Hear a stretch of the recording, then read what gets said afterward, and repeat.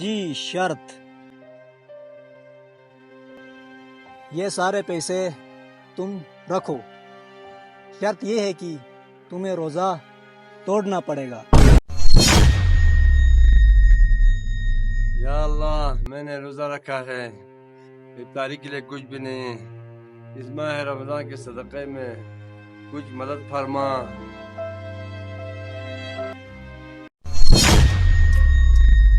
اچھا، اس مسلمان نے روزہ رکھا ہے اور بھوکا بھی ہے، کیوں نہ آج اس مسلمان کا امتحان لیا جائے۔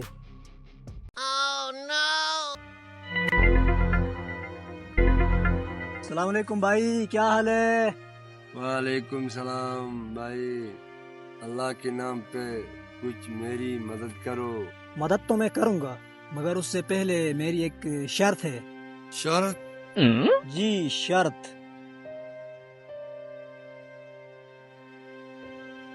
یہ سارے پیسے تم رکھو، شرط یہ ہے کہ تمہیں روزہ توڑنا پڑے گا۔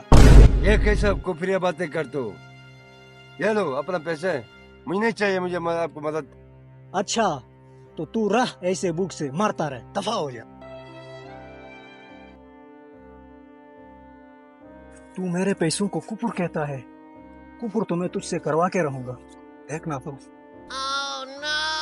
چھوٹے، یہ پیسے پکڑ، بازار جا کے راشن لے کے آ۔ کیوں بھائی، کل ہی تو راشن لے کے آیا تھا نا۔ ابے تو چھوڑ ان باتوں کو، جیسا میں کہہ رہا ہوں ویسا کر، جا نیا راشن لے کے آ، نیا، جا جا جلدی کر، جلدی کر، میں یہیں پہ ہوں، جلدی کر۔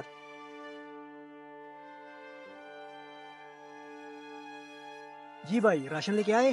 ہاں لے کے آیا۔ اچھا تو ایسا کر، یہ راشن وہ کھیت میں ایک فقیر رہتا ہے نا، اس کو یہ دے کے آ، اور اسے لازمی بتانا کہ یہ راشن شیطان کی طرف سے ہے۔ شیطان کی طرف سے؟ یہ کیسے باتیں کر رہے ہو بھائی جان؟ زیادہ چپٹ چپٹ مت کر، جیسا میں بول رہا ہوں ویسا کر۔ ٹھیک ہے بھائی، جیسے آپ کی مرضی۔ جاؤ۔ اب میں دیکھتا ہوں یہ کفر سے کیسے بچتا ہے۔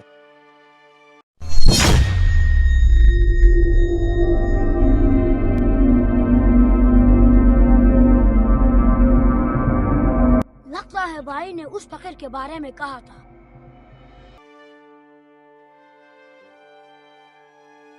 بھائی جان، بھائی جان، آپ کے لیے راشن لے کے آیا ہوں۔